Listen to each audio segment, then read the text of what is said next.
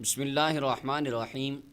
نبی اکرم صلی اللہ علیہ وسلم نے ارشاد فرمایا، صحیح مسلم کی روایت ہے، فرمایا سیکون فی آخر امتی اناس یحدثونکم بما لم تسمعوا انتم ولا آباؤکم۔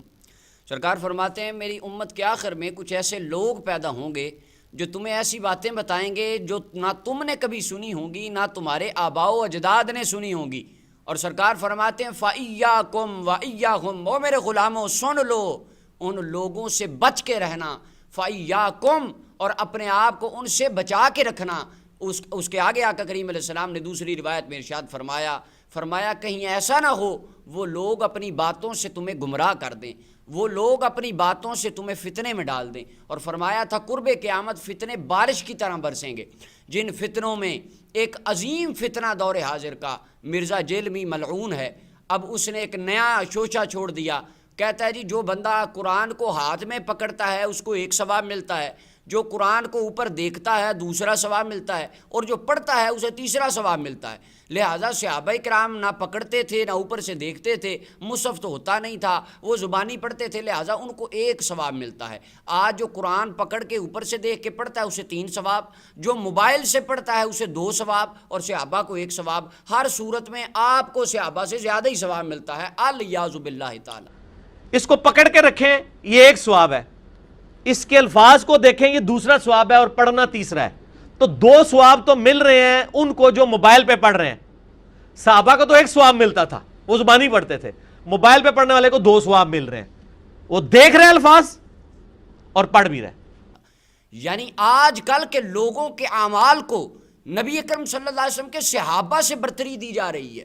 حضور نے اسی دور کے بارے میں فرمایا تھا ایسے مردود لوگوں سے بچ کے رہنا۔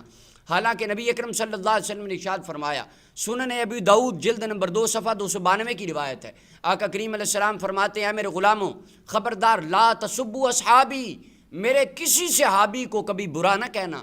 فرمایا لو انفق احدکم مثل احد ذہبا، اگر تم میں سے کوئی ایک بندہ اٹھے احد پہاڑ کے برابر اللہ کی راہ میں سونا خرچ کرے، فرمایا ما بلغ مد احدہم ولا نصیفہ، میرے صحابی کے ایک مٹھی جو کے برابر تمہارا 9 کلومیٹر لمبا سونے کا پہاڑ اللہ کی بارگاہ میں تمہیں وہ مقام نہیں دلوا سکتا جو ایک مٹھی جو میرے صحابی کا اللہ کی راہ میں صدقہ کرنا رب تعالیٰ کو پسند آتا ہے۔ فرمایا تمہاری ساری زندگی، اور کنز المال شریف کی روایت ہے آقا کریم علیہ السلام نے فرمایا تمہارا یہ عمل میرے ایک صحابی کی زندگی کے ایک دن کے برابر بھی نہیں ہو سکتا۔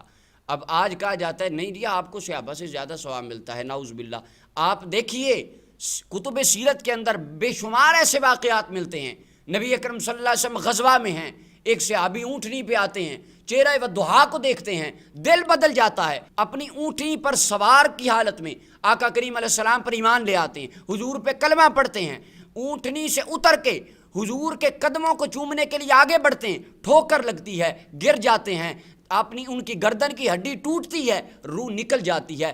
اللہ کا قرآن اس بندے کے بارے میں بھی کہتا ہے وَكُلًّا وَعَدَ اللَّهُ الْحُسْنَىٰ، اللہ نے اس سے بھی جنت کا وعدہ فرما لیا، کیونکہ زندگی میں انہوں نے ایک نظر آنکھ بھر کے ایمان کی حالت میں چہرہ ودھا کی زیارت کی ہے، اور اس عمل سے بڑا عمل دنیا کائنات میں رب نے رکھا ہی کوئی نہیں۔ جس نے ایک مرتبہ آقا کریم علیہ السلام کے چہرے ودھا کو دیکھا، حضور فرماتے من رآنی مسلمن، جس مسلمان نے مجھے ایمان کی حالت میں ایک مرتبہ دیکھ لیا اللہ نے اس پر جہنم کی آگ کو حرام فرما دیا۔ آج کون مسلمان ہے جو اٹھ کے کہے کہ میں جنتی ہوں؟ صحابہ کرام کی جماعت وہ جماعت ہے جس کے بارے میں اللہ کا قرآن کہتا ہے وَكُلًّا وَعَدَ اللَّهُ الْحُسْنَىٰ، جو بعد میں آئے پہلے آئے درجے اگرچہ متفاوت ہیں، اللہ تعالیٰ نے سب کو جنت عطا فرما دی۔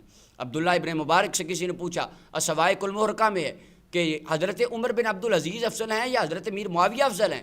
تو آپ نے فرمایا کہ امیر معاویہ کا وہ لمحہ جو نبی علیہ السلام کی صحبت میں گزرا، اس لمحے کے دوران امیر معاویہ کی سواری کے نتھنے میں جو گرد و غبار پڑی عمر بن عبدالعزیز اس کے برابر بھی نہیں ہو سکتے۔ اللہ نے محمد کے صحابہ کو اتنا اونچا مقام عطا فرمایا۔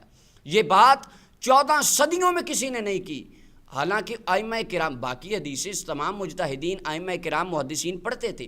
حضور نے فرمایا جس نے مجھے دیکھا اسے 1 مرتبہ مبارک، جس نے مجھے نہیں دیکھا مجھ پہ ایمان لائیں گے اسے 7 مرتبہ مبارک۔ اب اس کا یہ مطلب نکال لیں کہ ہم سارے نعوذ باللہ صحابہ سے افضل ہو گئے۔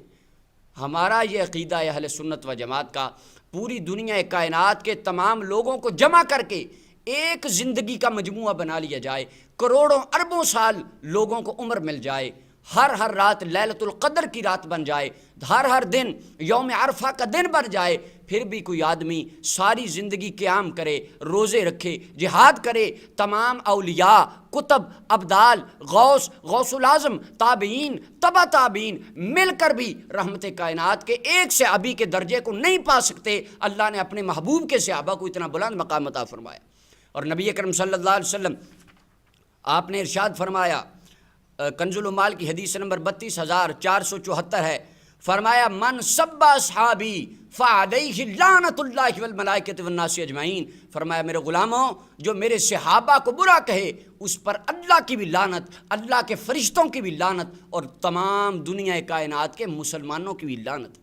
آج ان کے بارے میں نرم گون نہیں جی، پھر کیا ہو گیا؟ انہوں نے تو ایک مسئلہ ہی بیان کیا ہے، تو سرکار نے اس بندے کی طرف سے لعنت نہیں کی، یہاں پر بات غیرت مند مومن کی ہوئی ہے۔ انہوں نے فرمایا غیرت مند مومن کی طرف سے اس بندے پر اللہ کی لعنت۔ حضور علیہ السلام ارشاد فرماتے ہیں، فرمایا لکل شیء اساس، ہر چیز کی ایک بنیاد ہوتی ہے، واساس الاسلام حب اصحابی واہل بیتی، اور اسلام کی بنیاد اللہ نے میرے صحابہ اور اہل بیت کی محبت پر رکھ دی ہے۔